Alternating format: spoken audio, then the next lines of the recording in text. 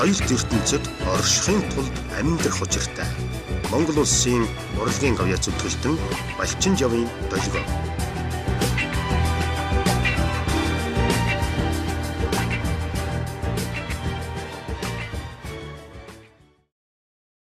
Сайн бацхан өрхөн үзэгчтэй.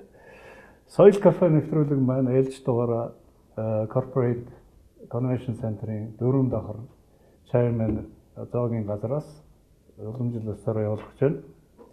Сонноос удахгүй шинэ жил ойртож байгаа учраас манай энэ одоо олон танхим болцоотой гоё юм шинжлэхийн үйлчлэг цэнгүүнийг хийвэл их гоё газар шүү. Миний хувьд их гоё санагддаг юм. Тийм учраас далимдуулаад реклам хийчихье.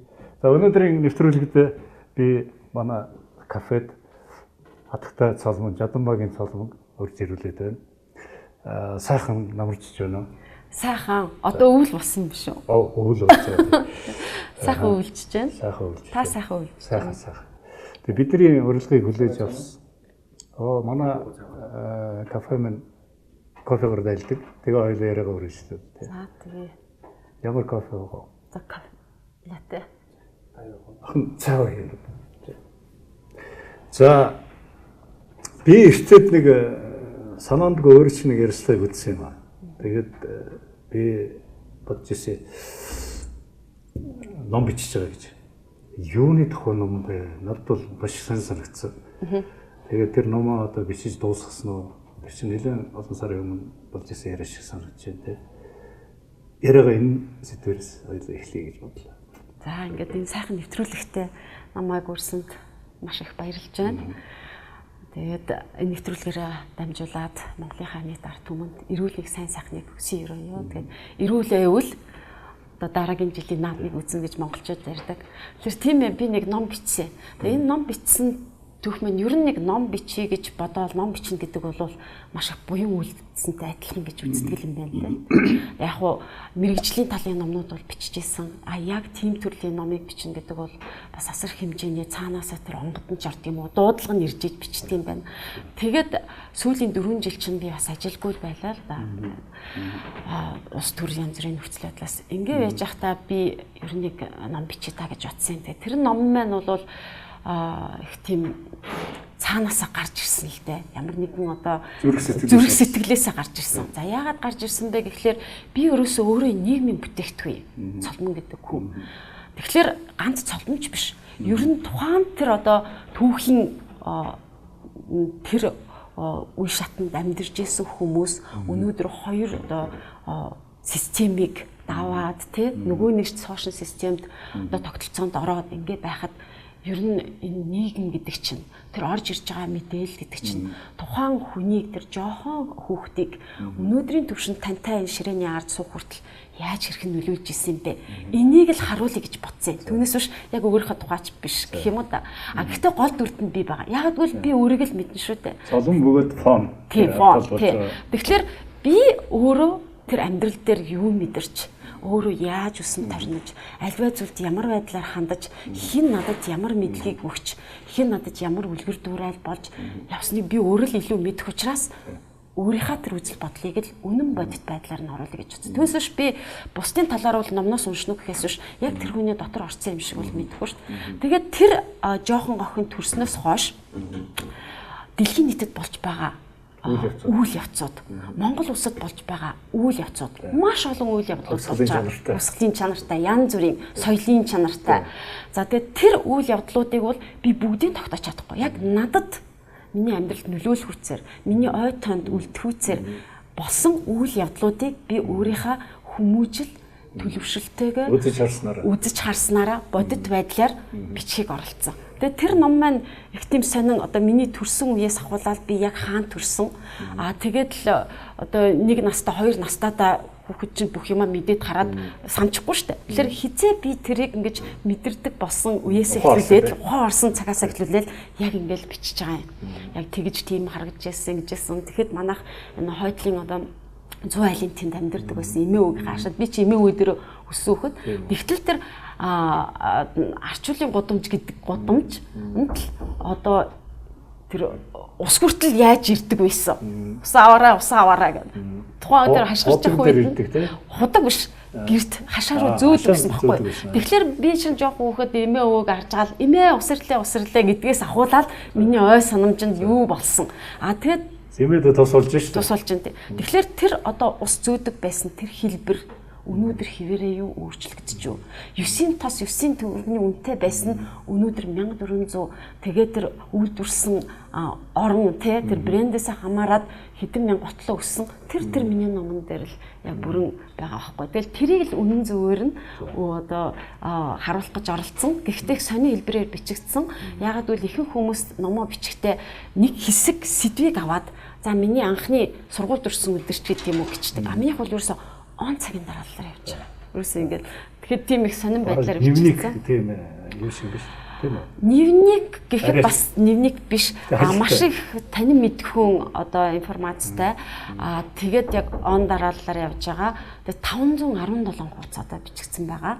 Тэгээд төрснөөс хойш яг 15 оны 12 сарын 31-ний хүртэл тэгээд одоо би 12 сарын 31-ээс 16 оны 12 сарын 31-ний болтол миний амьдралд одоо тохиолдсон болон бусдын амьдралд ясан энэ улс төр энэ нийгэм хүнийг хаашаа залж ийн энийг нэмж өчөөд эх хонд гаргая л гэж бодож байгаа. Уг нь сонгуулийн өмнө гаргая гэж бодчихсон. Энэ бол асар их миний хүч хөдөлмөр орсон учраас энэ сонгуультай холиод яах юм. Сонгуультай улс төртэй голхолоор бохир болчдөг альва юм. Тэгэд энийгээ би бол одоо гаргаагүй. Нэг талын миний хувьд бол бас сайн ч юм уу муу ч юм уу PR болох л байсан баг. Гэтэ энийг ингээд би болсон байгаа. Яг бичигдсэн одоо эхэлсэн өдөр нь бол яг 2 жил бодсон. Бичсэн өдөр нь 73 хоног. Тэгэхээр юмыг бичнэ гэдэг чинь цаанаасаа ингээд орж ирэл бичингуудаа толгоондох байгаа юм а гарна гүйцэж бичиж чадахгүй л бичдэг юм байлээ. Тэгээд толгоондоо ихсэн хадгалсан байна. Би нэг нэгээр нь ингэж санамж их сайтай. Тархин доторх юугаа хууц суцаар нэргүүлсэн шүү дээ. Ямар юм бэ? Айгуу юу юм бэлээ. Хүний ой санамж гэдэг чинь агуу. Хүний тарих 300 сая видео кино үзэх хэмжээний информацийг хадгалах чадамжтай байдаг гэсэн. Би уучлаарай яриаг сонсоод би танаа аавыг мэддэг. Жадамбаа гэж тийм айгуу аюунлаг тийм том сэхэтэн бидний дээдлийн үеийн сая номын чинь ингээ ном бичсэн тухай тэр санамж энтрийн тухай ярихлаар тэр аав сайн хийжтэй гэж би бас дуулсан. Аавын тэр яруу найраг бичдэг. Надад одоо яруу найргийнх нь төв рүү жижигхэн. Наран биш дээ дуучин миний хайртай одоо залуу найз дуучин бас. Наран анх намайг танилцуулж ирсэн аваад чи. Тэгэхэд өөрөө гадаад байсан баха би тэгж ойлгодог. Аав чинь амралтаараа үл ирсэн байсан. Тэгээ би анх Жадамбаа гэдэг ертөнцид орж нөгөө дууных нь шүлгүүдийн дууны шүлгүүд ер нь яруу найрагч юм байлаа шүү дээ. Тэгээ энэ нэг юм удмын айхтар тийм юу байна уу юу? Хүчин зүйл байна уу юу? Би нэг сүүл үед их одоо сонирхдаг болоод байгаа. Яг л өнөөдөр одоо ламнар бурхан шашин гэхлээр миний бодол шүү. Өнөөдөр нэг юм самтан барьсан калкулятор барьсан ламтай одоо бурхан шашин гэж ярих нь хайш хийж байдгийг. Би хатруу хэлж хийж магадгүй тий уучлаарай. Би бол юу гэж үздэг гэхээр өнөөдрийн залуучууд ер нь өвгдөд заав ээж эмээ өвөө эднэр маань бидний бурхан юм байна. Бидний бурхан өвгдөд заав ээжтэй дахин шүтэж тэднэртэй одоо үнэнч тэднийхэн хүмүүжилт тэр олгосон боловсрал сая өөрөө ярьж штэ тэр ном чинь тэр чигээрэл Жадамбаагийн Солонгын одоо ээж чинь би нэрийг мэдэхгүй байна. Хорлоо тий нарын амьдрал ингээл гараад байна шүү зам. За хоёрдугаар би нөхөр чинь мэдх юм манай дөшмөхтэй өвдөө надаас өвлдөө тэгтээ хөрхөн гитар тоглодог яг л тэр нэг ахуй төссөн. Тэгээ энэ амьдрал бол гарах болов тийм ээ гэж би ойлгож байна. Бүх амьдрал. Аав ээжийн тэр хүчин зүйлийг өөрөө юу гэж тайлбарлав? Би бас генетикийн тухай ярьж байгаа чи би бас сонссон тийм. Тэгэхээр удам гэдэг бол маш том хүчин зүйл байдаг. Тэр нь бол цаанаасаа кодлогдсон зүйл юм билээ. Тэр нь олон юмнаар гардаг. Жишээл хүний одоо ямар төлөв замтай байх вэ? Альва зүйлийг яаж хэрхэн хүлээж авах вэ? Дээрээсээ цаанаасаа одоо заягдсан тэр авиас нь бас кодлогдод ирдэг юм байл. Аав маань бол маш тийм хурц өгтэй. Айгуу тийм хурц ухаантай хүн л дээ. Тэгээд тийм болохоор аав бол эмч хүн. Үгийн хурц, үгийн тэр одоо агуу Тэр Монгол ер нь нүүдлийн соёл иргэншил гэдэг бол бидэнд бол тийм их хэмжээний одоо Чингисийн үеийг л тооцвол зэвсэг хүч байсангүй шүү дээ. Монгол хүн бол өөрийнхөө оюун ухаан тэр сум нь үгэн байсан байхгүй. Тэгэхээр тэр үг гэдэг бол өөрөө асар одоо хүчтэй зэвсэг юмаа гэдгийг л ойлгуулах гэж тийм учраас тэр үгэндээ маш хянуур болгоомжтой хандаасаа гэдэг тэр одоо сургаалыг бидэнд харилж ирсэн. Яг л үгээр хүнийг алж болно, үгээр хүнийг тижиж тэтгэж болно. Үг хүнийг зөв залж болно, үг хүнийг дорн одоо буруу тийш унгаж болно босгон тий.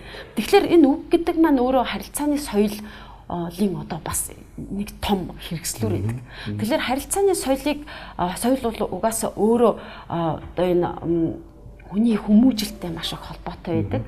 Тэгээд энэ яриа хэлэх энэ юугаа бол хүн ойролцоогоор 55% нь өөрийнхөө биеийн одоо хөдөлгөөн янз бүр тэр одоо хэрэгслээр илэрхийлээд 38% нь бол одоо ярианы авиа тембр акцентээр илэрхийлж 7% нь үг байдаг боловч үг өөрөө тэр бусдаас маш хүчтэй байт юм байна да.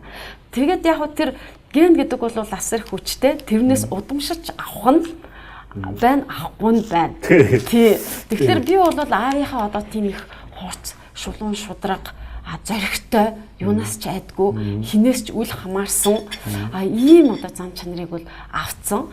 Тэгсэн мөртлөө ээжийнхаа, эмээгийнхаа одоо тэр зөөлөн үр зөөлөнтэй аливаа юмд инэрэнгүү ханддаг, хүний уучлж чаддаг, хорон муу санаа байхгүй, хүнд гомддаггүй, гоморхдаггүй, атаархдаггүй гэдэг энэ бас нөгөө нэг багаас өгсөн хүмүүжил болон үзэж харсантай их холбоотой юм шиг байна. Яг бол хүн тархиндаа хэдийн хэмжээний зөв мэдээллийг өгнө, төдий чинээ тэр тархин тэр хүнийг тэр зөв үйлдэлийг хийлгүүлдэг гэж сүүлийн үеийн одоо яг эрдэмтэд үзэж байгаа юм билээ тархины талаар их тийм сонио.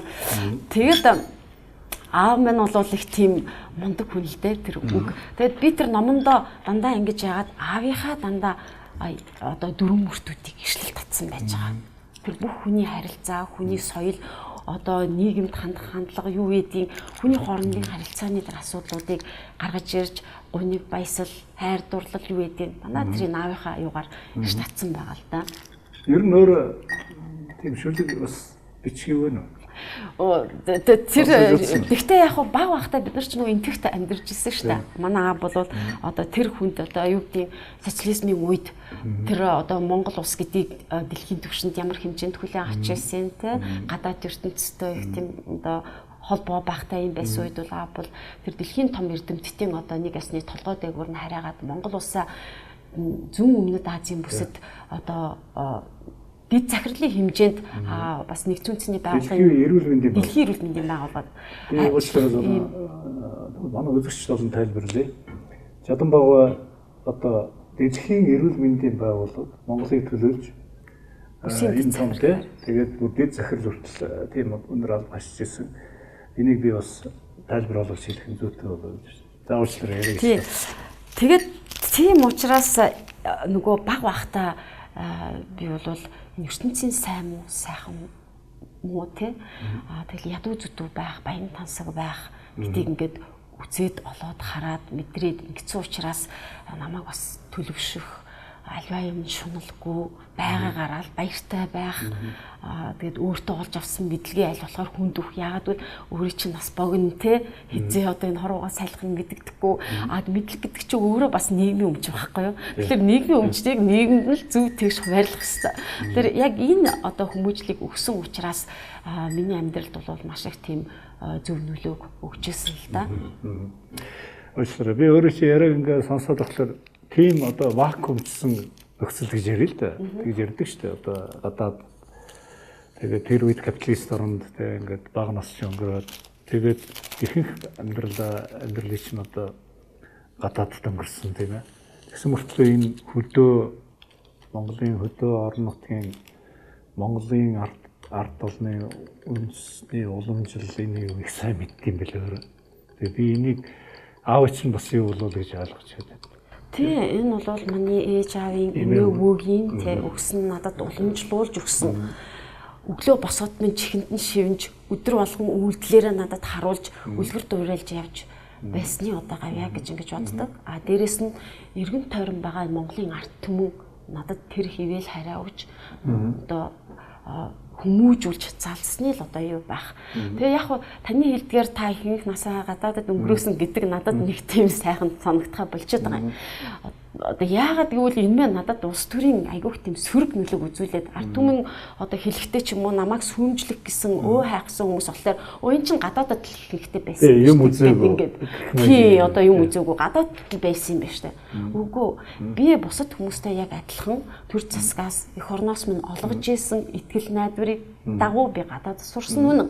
А би насан туршаагүй жоохон хүүхэд байсан учраас аав маань дэлхийн түвшинд үнэлэгдээд эх орноо дэлхийд одоо нэр нүрэнд болоод явж байхад би одоо Монголдо үлдэх болохгүй шүү дээ тий. Жоохон хүүхэд би харин тэр тусмаа ярьж байгаа байхгүй юу? Харин тийм би ойлгож байна. Тийм одоо тэр бол өөрөө чи бас нэг авиас бэлэг ухаанда хүн чинь нэг юм монголчууд бид нэг юм олдмол соёл төрмөл соёл гэж байна. Тэр төрмөл соёл чинь айгүй мундаг хөгжсөн харагдаад байдаг байхгүй надад. Тэр шөмжлөд байгаа хүмүүсийн яриагаар олдмол соёл чинь илүү ингээд даван болж байгаа шиг харагдаад байна шүү дээ. Би бол тэгж хараагүй байхгүй. Би набаар таарсан байхгүй. Тэгээ би яагаад гэвэл би өөрөө бас миний баг нас тийм бос вакуумжирсан нөхцөл. Би одоо Москвад миний нэгдүгээр ангид ороод орос сургуулиар яваад ингээд өнөөдөр намайг бас шүүмжлэлт Оросын талыг баримтлагч гэх шиг юм сонио. Гэхдээ би яагаад чи бусад одоо тэгж шүүмжлээд байгаа хүмүүсээс илүү их оронч илүү үндэсний одоо мэдрэмжтэй гэдгээ би одоо ингээд өнөөдөр бас нас хэд болж байгаа билээ. Энийг би өөрөө их айхтар ойлгодог болоод байгаа. Тэгээ би өөрөө чинь энэ гоё жишээ чинь бас нэг хүн амьтанд ингээд өөрөө чинь энэ жишээг танилцуулъя гэж би өөрөө урьж авч суулгаад байгаа шүү дээ. Тийм маш их баярлалаа. Тэгэхээр би өөрөө монгол хүн. Монголдо жинхэнэ одоо тэр монгол хүнд байх ёстой тэр одоо ирч хүч, энерги, сэтгэл, бодол цусаар минь гүйж явдаг ийм хүн. Надад эх орныхоо төлөө чи маргааш өгөхээ гэхэд 3 минут л хэрэгтэй гэж боддیں۔ Юу гэхлээр айлын эзэгтэй хүний хувьд би яхавтаа нэг гэр орныхоо хүмүүст одоо нөхөртөө те очид дээрэс нь 2 охиндоо тэр юм чин тэнд байгаа шүү. Тэрнээс тийм юм аваарай гэж л хэлэх хэрэгтэй. Яг нүүдэл минь бас юмасаа мэддэг баг. Тэгээд тэр даалгавар өгж яхад надад харамсах юм байхгүй. Яг л би хангалттай насыг нассан. Намайг үдий зэрэгт хүргэсэн. Би хизээч их орныхоо төлөө өгөхөд бэлэн байхаар тийм тэгж намайг хүмүүжүүлсэн байхгүй. Харахад эмэгтэй хүн, харахад одоо нэг юм эмзэг юм шиг харагдаж байгаа боловч надад асар их тийм зориг ирч үжид. Энэ миний эмээ өвөөгөөс миний ард түмэн надад болгосон, ээж аав минь өвлүүлсэн тэр юм. Тэгээ дээрэс нь би багаасаа жоохон гэлтгүү. Заавал малчин хүн гэж хөдөө ингээл 2-3 мянган малаа маллаал гээ явж байгаад малчин хүн болчт юм биш шүү дээ. Би эмээ өвөөтөөгөө 7 бодол байна уу, налаахт байна уу, ингээ амьдарч явахдаа тэрний ганц цайны сүүгдэг үнэгийг өглөө 7 хагаст уулын ингээрлүүс тийм ингээрлүү туугаад явж байхдаа би өөрийгөө малчин хүн гэж боддогсон. Яг бол тэгэхэд би тэр малчин хүн малаа яаж харуулад байгаль дэлхийтэйгээ яаж холбоотой байх тэр бүгдийг надад эмээ өмнө зааж өгдөгсөн. Хяруу унахлаар яах ёстой, хөхөө донготхлоор яах ёстой, нар орой жаргахлаар яах ёстой, өвсний үзүүр ингэж хит хүчтэй яаж найгаж салхилахлаар яах ёстой те энэ бүгдийг. Тэгэхээр хашаа одоо малын хашаага барихтаа хүртэл тэр халуун үхрийнхаа басыг шидэж явахдаа яаж ямар хүчтэй ямар зайнаас яаж шийтгэх хүртлийг зааж өгсөн. Намайг технологийн хүртэл маш нарийн тий. Тэгэхээр тэр номон дээр бүх юм бичээстэй байгаа. Би хүмүүс уншаасаа гэж боддیں۔ Дээрэс нь намайг баг байхад эмээ өвөө минь бүх төрлийн одоо махнаас одоо хойно аллаа гэхтэл юм өгдөг гэсэн байхгүй. Өөрөөр хэлэх юм бол тэрэн дээр үед яг хүүхдүүдтэй нөгөө өөрсдийнхээ дургу иддэггүй юм өгдөг гэж ярьдаг байсан л да. Одоо жишээл хил чихэд нүдний ухааны мас мах те тэгэл одоо юу гэдэм бөөр зүрх тэр бүгдийг хэлэхдээ эмээ өвөө минь утга чанарыг хэлж өгдөг байсан. Тагнаа идвэл уран болно. Чихний мах идвэл сайн лимийг сонсно. Нүдний ухааны мах идэх юм бол одоо нүд чинь их хурц болно. Сайн ямиг олж харна.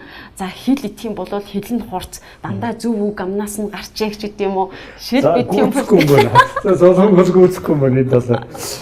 Хүүхдүүдтэй ерөнхийдөө энэ уламжлалч гэрүүлэгч уламжлал явж байгаа биз? Явалгүй яг хөө миний хоёр охин бол маш их тийм одоо даруухан л да бүр тэгэд даруухан. Тэгээд ер нь бол малчин одоо энэ нүүдлийн соёл иргэншилтэй манай монголчууд бол одоо ээж аваасаа айл гэрийн хүмүүжил нь тэр хүүхдүүдэд сургууль хүмүүжлийн байгууллага болж ирсэн. Тэгэхээр ээж нь бол би ингэж боддtiin хүүхдүүдтэй тоглоом наадмаараа өөрийнхөө одоо тэр хийж байгаа үйлдэлээрээ тэр ахын одоо тэр яг мэдлэгийг өгөх энэрэнгүй үзэлтэй байх ийм одоо онлын мэдлэгийг илүүдүүлэх үг тийм үү. Аав нь бол нийгэмд гарах тэрэнд одоо төвчээртэй байх тэр одоо нийгэмтэй тулдах юу гэдэг тийм одоо эх орно гэсэн тэр одоо талын багш. Ингээд энэ хоёр нь уялдчихэж нөгөө хүүхэд чинь жинхэнэ одоо тэр нэг амьдралд одоо юу гэдэг сөрөх амьдралын тэр хатуу хөтөг сөрөх тэр одоо зан чанар тийм одоо чадамжийг өөртөө олж авдсан болоо гэж боддیں۔ Тэгэхээр тэрнтэй адилхан манай гэр бүл Монгол гэр бүл болохоор аавынхан зүгээс миний зүгээс хоёр охиндоо бол ингээл тэр юмнуудаа өвлөөлнө. Би яагаад асуугаад байна гэхээр сая сүүлийн дана нөхөр дипломат гадаад харилцааны системээс сая сүүлийн жилүүд төр Нью-Йоркт байлаа шүү дээ та нар тийм. Охтууд чинь Нью-Йоркт очино үсттэй. Очино үсттэй. Монголоо санах уу хэрэгэд? Саналгүй яг хүүхдүүд хичнээн гадаадад байх тусмаа хүмүүс жинхэнэ эх орно гэдэг үнсрэхэд биш. Их оронч үзэл нь бий болж тодорч гарч ирд юм байлаа. Тэгэхээр монголчууд бид нар заримдаа үнсрэх үзэл их оронч үзэл хоёрыг хооронд нь хутгачаад байдаг. Их оронч үзэл гэдэг маань ядчил хогоо цаасаа хаяхгүй байхыг их оронч гэж байгаа. Яг тэр чиний хайсан цаасыг нэг монгол хүн авч хогийн самд хийнээд. Тэгэхээр тэр хүний хөдөлмөр цэвэрл. Тэгэхээр тэр л өчүүхэн ч гэсэндээ нөгөө их орон юунаас эхэлдэг вэ гэд бид нарыг баг бахад хичээл одоо шүлэг байдаг шиг. Тэрнээс л эхэлдэг. Тэгэхээр хүүхдүүд маань бол маш их оронч үзэлтэй. Гаднаас хараад бидний энэ бүтггүй байгаа янз бүрийн явуулж байгаа бодлогыг хүртэл эн чинь манай Монгол улсад ийм юм онцлогтой орны хувьд ингэх ёстой юм шүү. Энийгээ тэр манай хүмүүс мэддэг юм байгаа ч тийм хэмжээний мэдлэгтэй хүмүүс тэнд байгаа байлгүй дээ. Тэгээд тэр мэдлэгийг авах гэж биднийг бэлтэж байгаа байлгүй дээ гэж хүртэл ингэж асуудаг байхгүй юу? Тэр чинь нөгөө дараагийн үе шүү дээ. Тэр дараагийн. Монголыг авч явах. Би өөрөө чинь тэр төрүүчийн нөгөө нэг ингээд ер нь бол мал ахгүй те мал аж ахуй энэ тийм ахуйн юмыг бол одоо лекц шиг ярьж чадах юм байна гэдгийг би түрүүн зогсоолоо шүү дээ. Одоо би нэг өөр юм сонирхъя гэж бодоод байна. Танаа охтод хөөх авьяастай би бас мэд. Манай Universal Songs би нэг дээр нэг сансар кабелийн телевизийн сүлдэлтөө гэдэг нэг дуулахад Natural Sound Аштандаг ангермандрын курсээс нэг хэдэн хүүхдүүд шилж аваад нэг санаа хохин явж ирсэн. Хөөхөн жоохон биш юм уу. Тэгээ би сүүлд нь сонсох энэ цалан өдрийн охин штэ гэд. Тэр хөөхөн дуулдаг охин маань одоо хаана дууга дуулдаг. Дуул манай хоёр охин болол их тийм аавыгаа эвгүй эмээгээд ураагаад одоо тэр бас нэг дуулах сонсох. Аав нь бол гитар болон бусад ямар ч хөгжмийг ямар ч нот мэдгүй штэ сонсголоороо дарчдаг байхгүй. Тэгээд манай хоёр охин тийм билээ. Ерөөсө төрөлхийн авьяастай. Манай бага охин бол одоо яг аавгаа дургаад гитарт их дуулна штэ. Ерөөсө тэр айгүй тэр авьяас л юм билээ. Би бол хичнээн багшаар заалгаад сурахгүй. Тэгэхээр тэр чин тэр надад тэр код тий. Манай тэр чин том охин. Одоо бол Тайваны үндэсний их сургуульд үндэсний хөгжлийн стратегиор докторийн зэрэг хамгаалж байгаа. Тэгээд тэр охин маань бол тэр толгой гэж галзуу. Энэ дэлхийд дээр гарч байгаа энэ бүх англи дуунуудыг манай хоёр охин чэжэр мэддэг. Тийм билээ. Марлгва. Багын амгалангаа гэдэг. Ерөөсөө чэжэрээдэг. Тэгээд анх нөгөө Nature Sound гэдэг тэрэнд үүсгэд тэр чи одоо 2004 он ч юм уу тийм ихээр тэгээд миний охин тийм авьяастай болохоор би нөгөө хүүхдүүдтэй ямар ч хэлсэн нэг дараа нь харамсахгүйгээр би энийг нэг оролдоод үтсэн шүү. Гэхээр л ээж аав нь тус болж чадахгүй ч гэсэн тэг гэж бодоод тэр Nature Sounds дээр очихгүй. Тэгсэн нэг шалгалт өгсөн. Нөгөө ч нэг шалгалтын нөгөө тэнцэж бай. Тэр чи ямар ч тоглож шин. Тэгээ тоглож шин. Амар мод одоо тэр Chopin эднэрийг бол ерөөсөө ноотгүй дарна шүү дээ. Сайн байна. Амар мундаг. Тэгээд тэр анхны курст нь орсон. Аштандаггүй.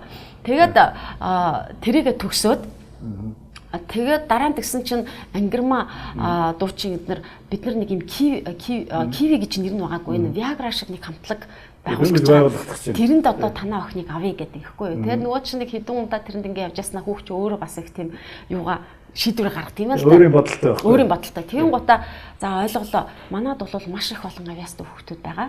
Миний авьяас тэр хэмжээнд хөгжиж энэ урлагийг одоо төвчилж одоо энэ урлагийг хөгжихэд хувь нэмрээ ямар хэмжээнд оруулж явах вэ гэдгийг ингээ бодсон юм байна л да. Тэгсэн бол тийм хэмжээнд хүрэхгүй юм шиг байна. Тэгэхээр миний юу бол арай өөр чиглэл байна гэд тэгээд юу яжсан. Тэгтээ одоо тэр дуу муугаа тэр юу бол айгүй мундаг.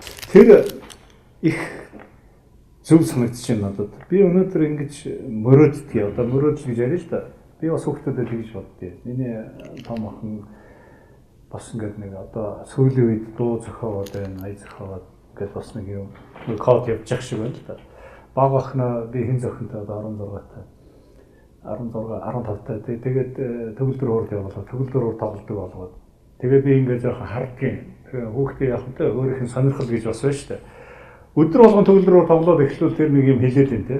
Тэгэхдээ миний охин баг охин бол тэхгүй байна. Тэгэхдээ бүх дуунуудыг мэднэ өөрөө чинь танаа охинтой адилхан. Тэгэхээр энэ юу хэлээд байна гэхээр ямар ч байсан нэг хөгжмийн мэдрэмжтэй байна гэдгийг. Одоо охин чинь бас эмч болж байгаа юм биш танаа нэг юм эмч үү? Эмч. Тэгтээ тэр докторийн ажлыг бол би ерөөсөө энэ хөгжлийн стратегаар хий, эдийн засгаар хийгээд одоо айгүй хүн. Тэгэхээр нөгөө би юу хэлээд байна гэхээр жадан байгаа. Одоо том эмч мөртлөө шүлэгч ялтай гоё яруу найраг чи нэг юм хүний нэг юм интеллект гэж ярьж оюуны чадвар. Тийм л уламжлалаар танаа гэрүүлийн гоё уламжлалаар явж штэ тийм. Тэгэхээр энэ бол алга ташаал. Даста хэрэгтэй тийм.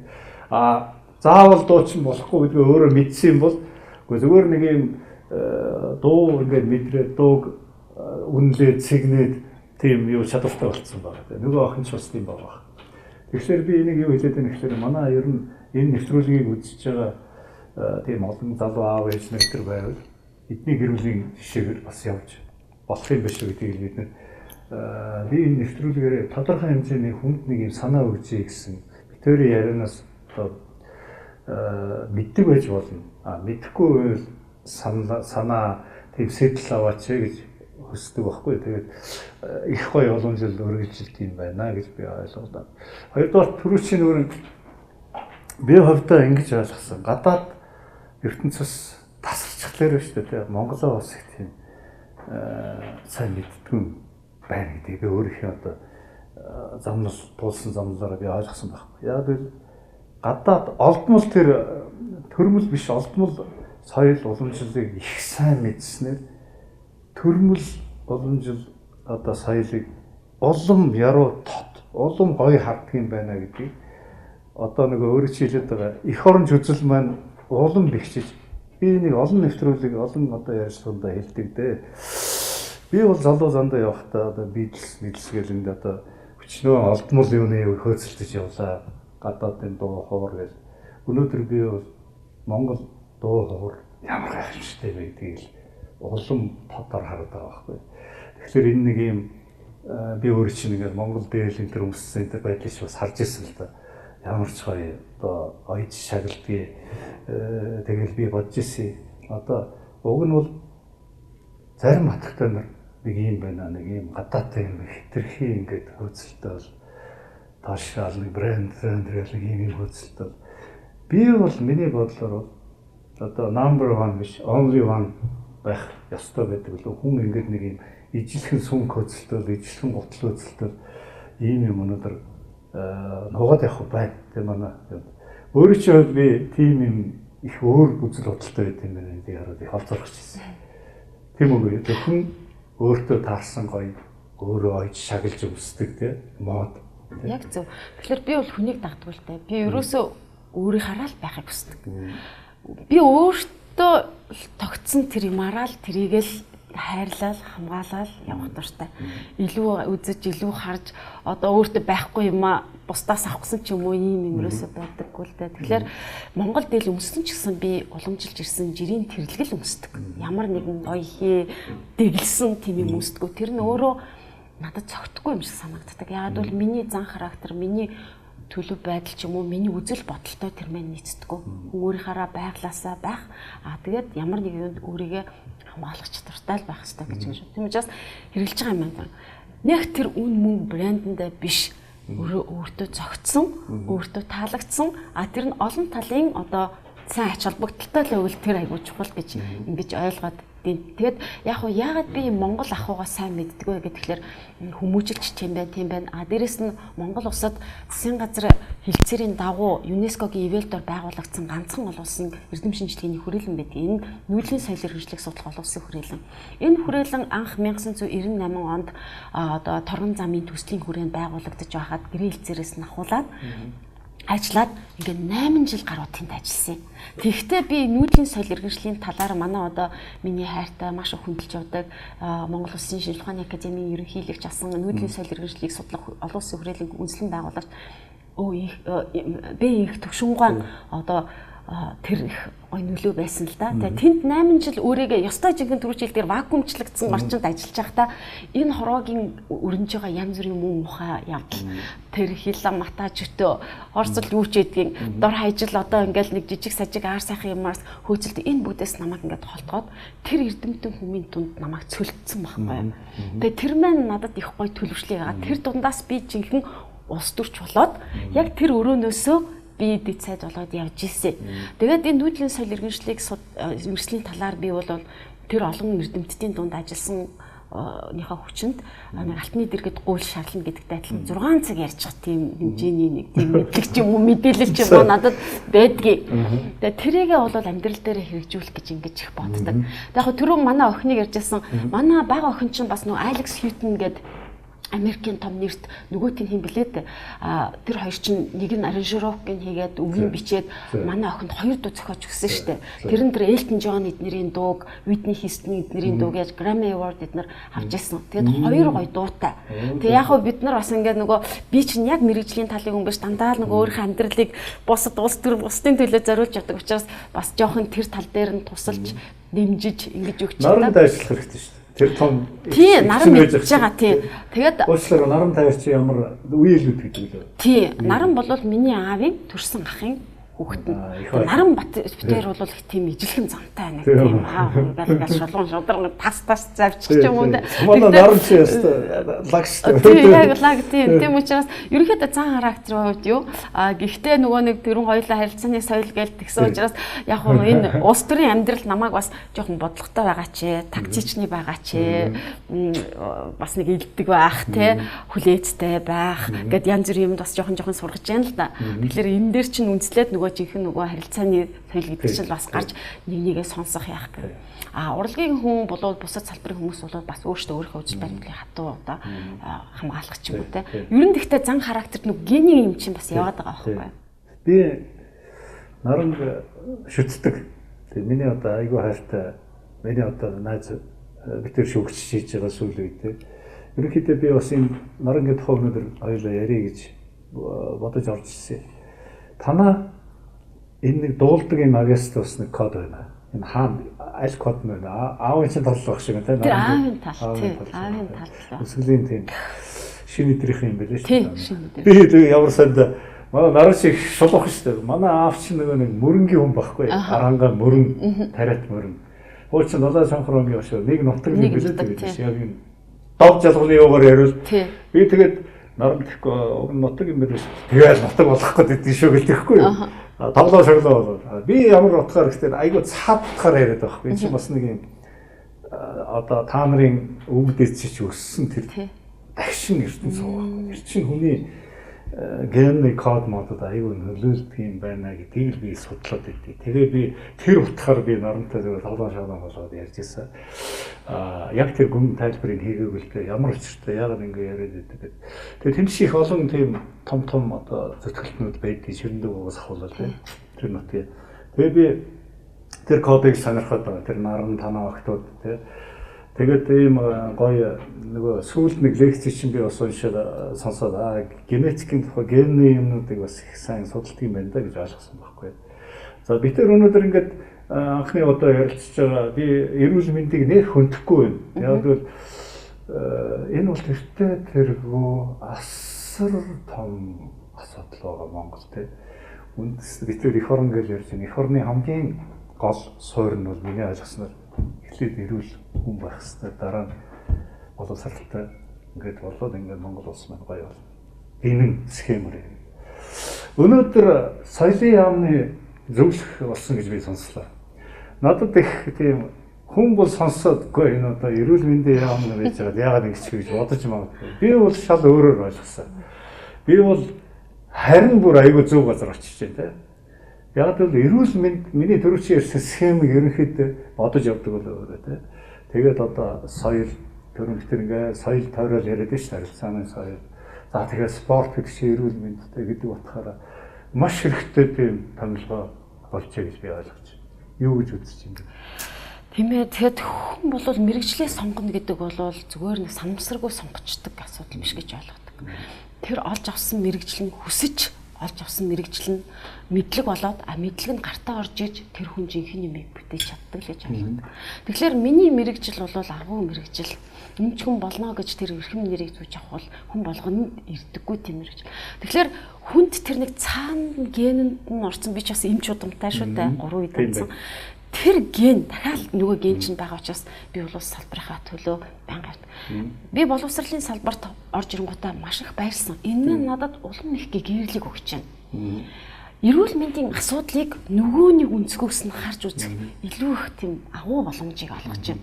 Тэгэхээр аливаа асуудлыг хүндэхдээ, аливаа сэдвээр ярихдаа, аливаа салбарын өмнөөс би зүтгэхдээ эрүүл мэндийн гол тэр хүний сайн сайхан хөгжлийн үндсэн одоо үзүүлэлт болсон тэрийг л хөгжүүлэхийн төлөө би энэ салбарт ажиллаж байхдаа ч гэсэн соёл урлаг нь, энэ спорт нь, энэ боловсрол нь эргүүлээд хүнийхээ эрүүл мэндэд яаж нөлөөлөх юм бэ? Эрүүл мэнд нь эргүүлээд тэр бүгдийг олж авахд яаж нөлөөлөх юм бэ гэдэг дээр л бас толгойгоо гашилгаал ингээ яваад байгаа байхгүй юу? Тийм учраас эрүүл мэндийн салбар гэдэг бол миний хувьд бол энэ бол төрөлх салбар юм аа.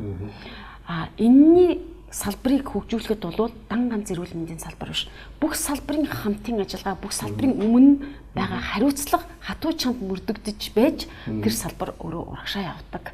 Ийм л байж байгаа. Тэгээ түрүүн шин нэдэргээ ярихлаар манайхан чинь одоо бүгдгийн гэдэг газар өвөн төрсөн. Тэр чинь бол бүгд гигэн гэсэн утгатай үг. Тэгэхээр тэнд төрсэн хүмүүс бол их тийм үүрмөц, тэнд жинхэнэ утгаараа нөгөө хилмигдүүлэлт явуулж ирсэн те. Жинхэнэ тэр одоо мундаг эрдэмтэй, мэдлэгтэй, соёлтой одоогоор бол манай жинхэнэ одоо элитүүд болсон хүмүүс бол тэнд амьдарч байсан. Тэрнийг хэлүүлэх гэдэг байна. Тэрний удан. Тийм. Тэрийг алдахгүй байх юмсан тэрийг өндөр дүргэж байгаа. Тэгээд нөгөө нэг ном нарын бослого гэдэг чинь тэнд явж байгаа. Тэр шугамч явж байгаа байхгүй тийм. Зүгээр нэг хүмүүс биш. Зүгээр нэг хүмүүс биш. Тийм. Бослого яриаг чи тастаа бай. Тэгж би бас боддtiin юм аа. Тэгээд өөрөөр хэлбэл наранд би хийжсэн реплик бол зүгээр нэг реплик биш юм аа гэдгийг л би бас би нэг ясны тийм одоо хүн чич бас тийм дагшин нутгийн бүсгэж үедийг л өөр утгаар хэлээд байгаа. Энэ шиг би бас өөртөө чинь тэр нэг хэлье гэж бодож ирсэн тий. Тэгээ хоёулаа нөгөө нэг яам гэж ярьж штэ. Одоо мэдээж дөнгөж ажилдаа ороод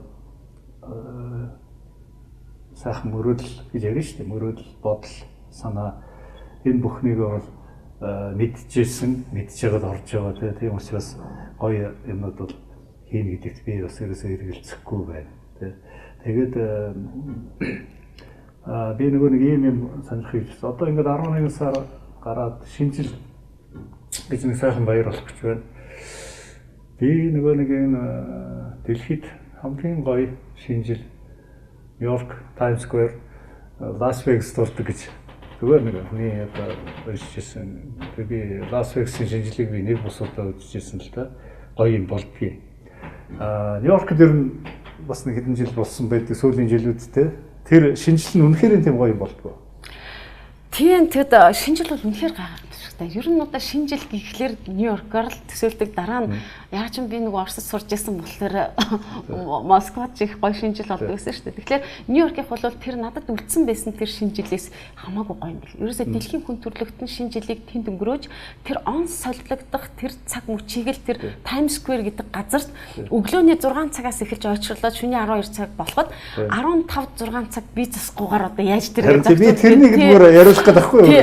Тэгэхээр тэнцээ чинь бол ерөөсөө ерөөсөө хүмүүс ингэж очиод бараг одоо бас бүдүүлэг сонсогдож магадгүй. Гэтэл энэ амьдрал тэгэл бараг тэр суудлал дээр л одоо тэр нөгөө юм зохицуулах хэмжээнд хүрдэг. Тэгэхээр тэр чинь нөгөө орох юуг бүгдийг хаачна. Тэгэл тэр зайгаал хүн өглөө ирж ижлэх хэрэгтэй байхгүй.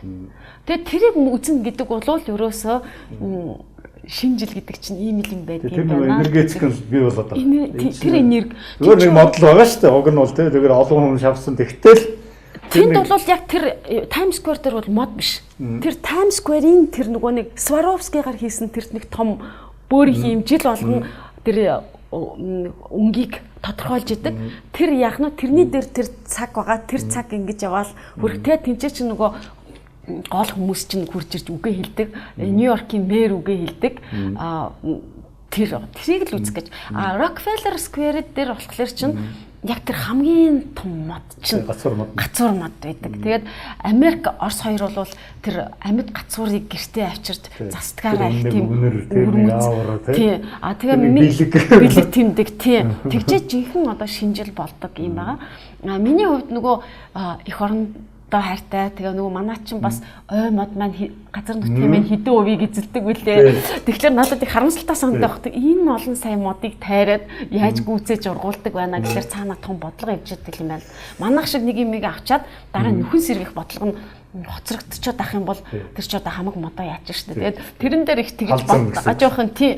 Тэрэн дээр жоохон ингэж бодоод харамсах сэтгэл төрдөг боловч тэр хүн болгон. Тэгээд тэр модоо хэрэглээл 2 дахь өдөр гихтэн гаргаа ичт юм л штэ. Тэгэл ирээл аваа явчихдаг. Би өөрт чинь нэг боддог юм а бас хэллээд аваа гэж бодлоо ашиглаад. Ерөнхийдөө бид их цөөхөл байна.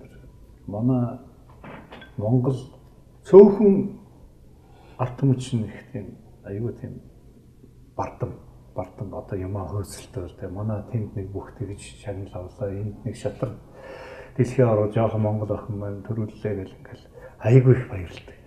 Энэ нөгөө нэг биднийг нэг ингэж нягтруулж нэгтгэдэг аюу гоё юм одоо энергетик эрчүүч бий бол тэрний утгаар сая бол одоо ариун бахтар маш зөв шагнал өгч штэ тийм хэсэг.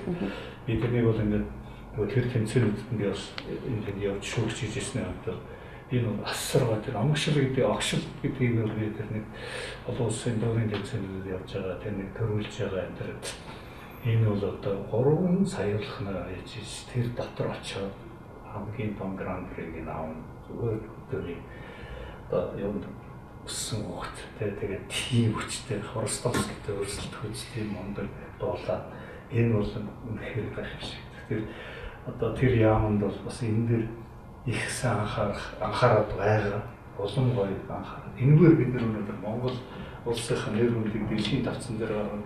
Энэ чинь нэг мөнгөөр хэмжигддэг нэр хүнд гэдэг чинь тэгж амархан олддог асуудал шүү. Тэгэхээр би манай одоо их тийм бодиттой хамгийн түрүүнд бариад авах юм бол энэ урлаг байгаа маа гэж би үзтий. Жишээлбэл би олон ярьдаг дөө Лас Вегаст дээр бол тэр нуураач төрөө олзаал тэр Америк шүү дээ дэлхий орж гарч шүү дээ Лас Вегас. Тэгэл хэвчээ чинь энэ шагшраал тэр дөрөв Монголын дөрөв хөвгийг хараал багтуудыг хараал бид ихт айгүй ингээ бахархдаг байхгүй гэж бодлоо. Өөр хэм миний мөн чинь ард түмэдтэй ингээ дийлэл явж шүү дээ гэдэг. Тийм юм нэг яамн дээр бас их анхаарал үргэлжлүүлэн анхаараа гэж зөвлөмөр байна. Одоо юуны урлагийн нэг тийм зөвтгдгийг аваад. Тэгээд манай өнөөдрийн битэрийн бас ингээд нэвтрүүлэг цаг хугацаад ер нь Соломон Атгататай яриад суугаад байвал их сони юм сонсох бололтой юм байна. Бүр ингээд сэдвээр лег сонсоод байх бололтой. Тийм учраас манай энэ Soil Cafe бол нэг тийм уламжлал байнгын оролцогч болооч гэж би хүсэж байгаа. Дахиад одоо нэг удаа ярилцаад өнгөрөх биш. Дараагийн нэг тодорхой хугацааны дараа хоёулаа дахиж уулзаад жишээлбэл энэ яамд одоо ямар сонин сайхан ажил одоо юу хийж байна. Нөгөө ном маань гараад ирвэл дахиад нэг уулзъя гэж би хүсэж байна. За баярлалаа. Тэгээд маш их баярлалаа. Ингээд энэ чинь нэгээс нэг хоёулаас гоё сайхан чөлөөт ярилцлага хийлээ шүү дээ тий. Тэгээд энэ ярилцлага гэдэг маань мэдлэгтэй байгаасаа л гэж боддгийн. Тэгээд тэр мэдлэгтэй байвал бас нэгэн ч гэсэн зөв мэдээлэл өгөөсэй.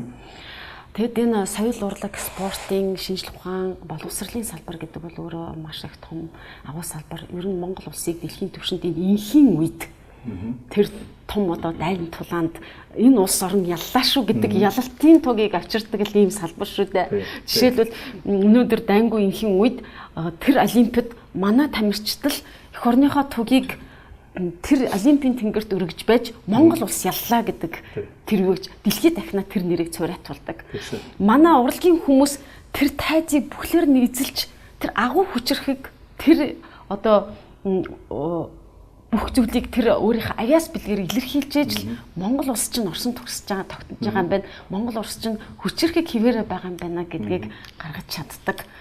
Монголын одоо энэ 3 сая ард түмэн мөртлөө хинээс ч юунаас ч хоцрохгүй яваад байна гэдгийг энэ 300 саяас хоцрохгүй яваад байна гэдгийг энэ шинжлэх ухааны салбарт ажиллаж байгаа энэ эрдэмтэн мэрэгдийн хүчин зүтгэлээр Монголын 3 сая ард түмэн 3 саяула бичиг үсгтэй байна гэдгийг энэ салбарыг бий болгож байгаа тэр багш тэр сургууль хүмүүжүүлэгч нар. Тэгэхээр энэ том салбарыг нэгтгэж чадсан энэ агуу салбарынхаа хамт олонд би эрүүлэх сайн сайхан хэдүүлээ бүгдээрээ нийлээд энэ салбараа босхын төлөө эх орныхоо хөгжлийг маш хурдан хугацаанд төлөхгүй одоо авчрахын төлөө тэр бусад орнуудын одоо тэр түүх юмн дээр нь те тэр туршлага дээр нь үндэслээд тэгээ Монгол ухаан гэж нэг юм байна штэ. Тэрийг дан ганц Монгол ухаанаар шинжлэх ухааны үндэслэлтэйгээр одоо хөгжүүлж чаднаа гэж би баян гатагдагтай чадсан шүү. Тэгээ та бүхэндээ эрүүлэх сайн сайхан бүхний хүсье өрөө. За баярлалаа. Дараа уулзлаа баярлалаа. Баярлалаа.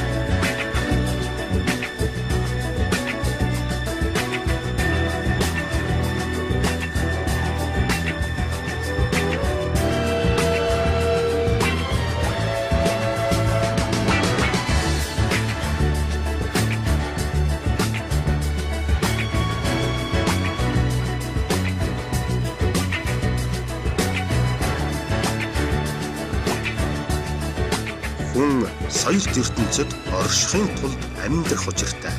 Монгол улсын урлагийн гавьяа зүтгэлтэн Балчин жавын долгио.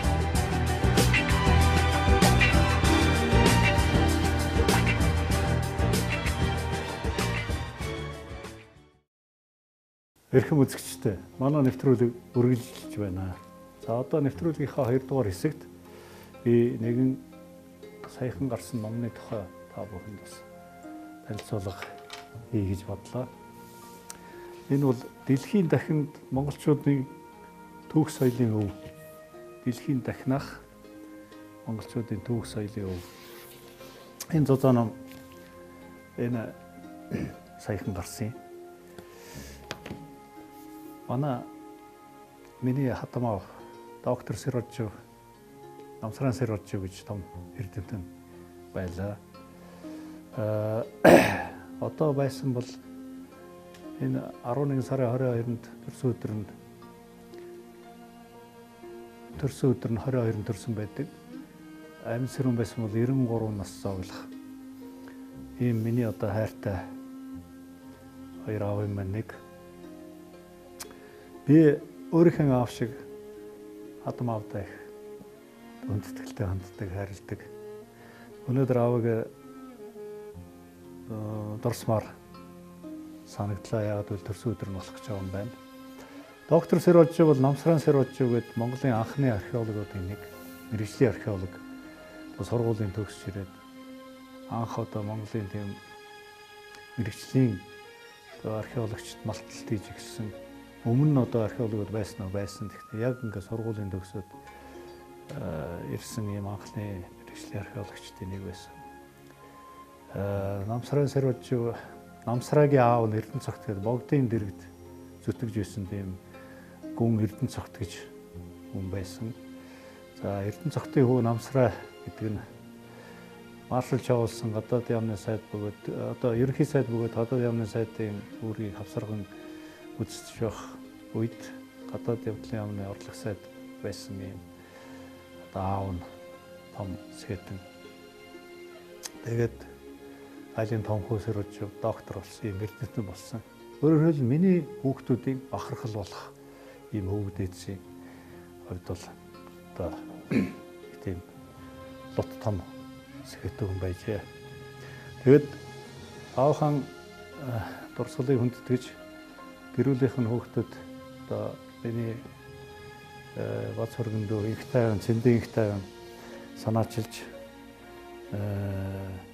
энэ номыг саяхан гаргалаа.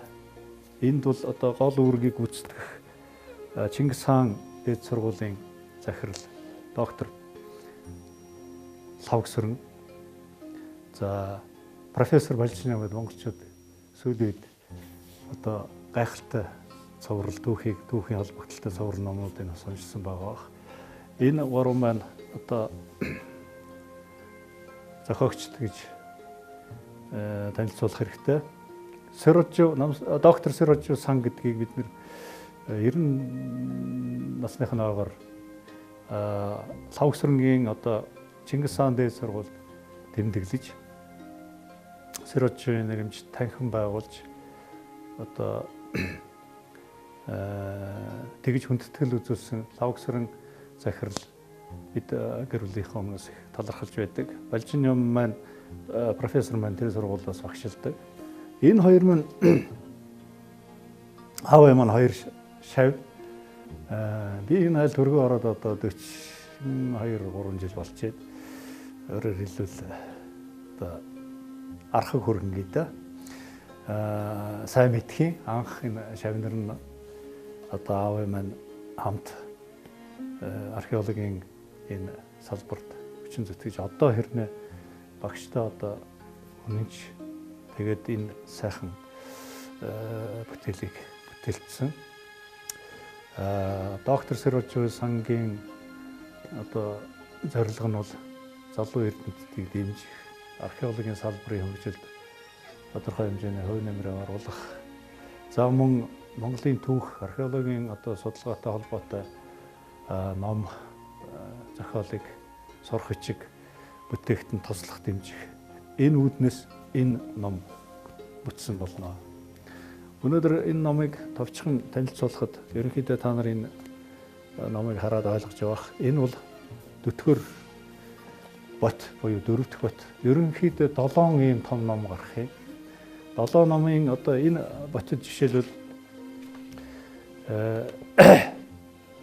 Монголын Цагаатай хаант улс, Монголын Өгөөдөө хаант улс, Монголын Төмөр хаант улс, Дундад Аз, Баруун Өмнөд Азийн хойд ба зүүн хойд талын нутгийн одоо их Монголын эзэнт гүрэн одоогийн Индх улсын одоо нутагт байсан 1526-аас 1858 онд оршин тогтнож байсан их Монголын эзэнт гүрний түүх зэрэг үеийг хамарсан.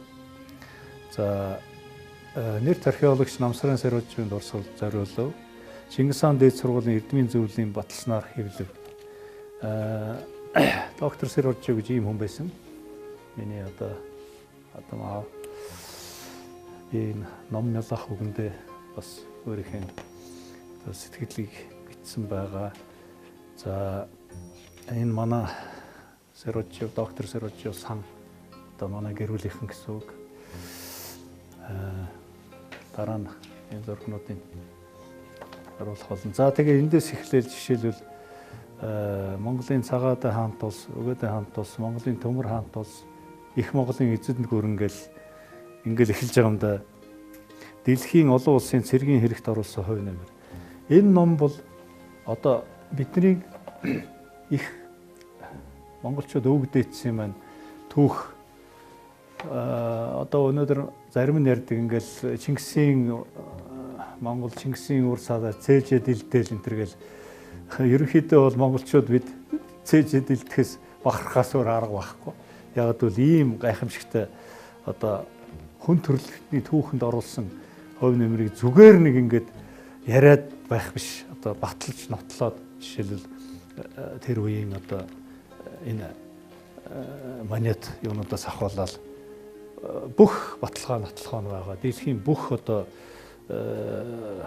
монголчуудтай холбоотой улс гүрэн ямар холбоотой, ямар өв соёл, ямар одоо тийм газар дурсгалт өшөө газар нутгийн онцлог энд үлдээсэн ийм бүх юмыг баталгааж нотлоожуулж харуулсан ийм сонин ном байгаа. Та бүхэн энэ номыг хэрвээ сонирхно гэвэл их олон сони юм олж унших болно эндээс. Би өнөөдөр одоо энэ тэр болгон бүгдийг яриад тоочоод бол барахгүй нь мэдээч. Ер нь бол энэ номыг бид монголчуудын түүх, монголчууд өнөөдөр хүн төрөлхтний уламжил, иргэншил, соёл энэ бүхэн ямар том одоо үүрэг тийм хувь нэмэр оруулж ирсэн бэ гэдгийг бид нэр бас нэг тодорхой хэмжээний тодорхой шалтгаанаас болж энэ бүхнийг харанхуйлах, устгах, дуурахгүй байх ийм юг даваад толсон. 90-ад оноос хойш энэ бүх юм буцаад эргээд тодорхой ярих юм их хичээлтэй болсон. Тийм учраас энэ номыг гаргаж өнөөдөр ямар ч байсан бид нэр зүгээр нэг чалчаад одоо ашигчаад арилаад байхуулаад байдаг биш. Энэ чинь яг ийм түүхэн ингэж нотогдсон байт юм. Тэгэл одоо жишээлбэл их Монголын эзэнт гүрэн гэхлээр зарим өнөөдөр Эрдэнэт мэрэгдэд гадаад байх юм бол их Монголын эзэнт гүрэн монголчуудад ямар ч хамаагүй ч гэх юм. Тэр бүх хэлбэр Оросын одоо төв суугуудын нэг саяхан жишээлбэл Алтан орд гэж татар Монголын одоо дан энэ гэж байсангүй байгаагүй маа тэр чинь зүгээр нэг тийм баг зохиомл юм гэсэн утга бүх юмнууд ярьж эхэлж байна шүү дээ. Куликовын тулдаан гэж байгаагүй гэж юу гэсэн үг вэ? Энэ чинь түүхэн нэгэнд батлагдаад энэ бүхний баталгаа нотлохоо нотохгүй маш тодорхой гарч ирнэ. Дараагийн нэг бот нь бол Алтан орд. За тэгээ Юан их гүрэн гих мэтлэн ингээд та бүхэнд сонирхолтой байх болов гэж бодож байна. Энэ номыг одоо бүтээлцэхэд Чингис хаан дээд сургуулийн одоо хамт олон профессор Балжин лав гэсэн за манай инх тайван зэндээ инх тайван өдөртөө баярч талархснаа энэ сангийнхаа өмнөөс илэрхийлж байна. Бид энэ номыг бас сонирхогч одоо уншигч олон байвал номын дэлгүүрүүдээр одоо бас бодолталж эхэлж байгаа. За тэгээ энэ номыг хэрвээ сонирхож байгаа хүн байвал 9808 66 тэгтэг 980066 тэгтэг гэж утсан байна. За бас нэг утсан би энэ тэмдэглээд та бүхэнд одоо зүйлийг гэж бодож байна. Нэг утсан болохоор 96 тэг 6 61 60 гэж утсаар 96 тэг 6 61 60 гэдэг утсаар одоо мэдээлэл авч болно шүү энэ номны тухай. За ингээд өнөөдрийнхөө нэвтрүүлгийг үүгээр өндөрлж байна. Төгсгөлд нь Хатан зүрх гэдэг дуугаа дахиад та бүхэнд сонирхуулъя гэж бодлоо. Дараа уулзтлаа. Баяр таа.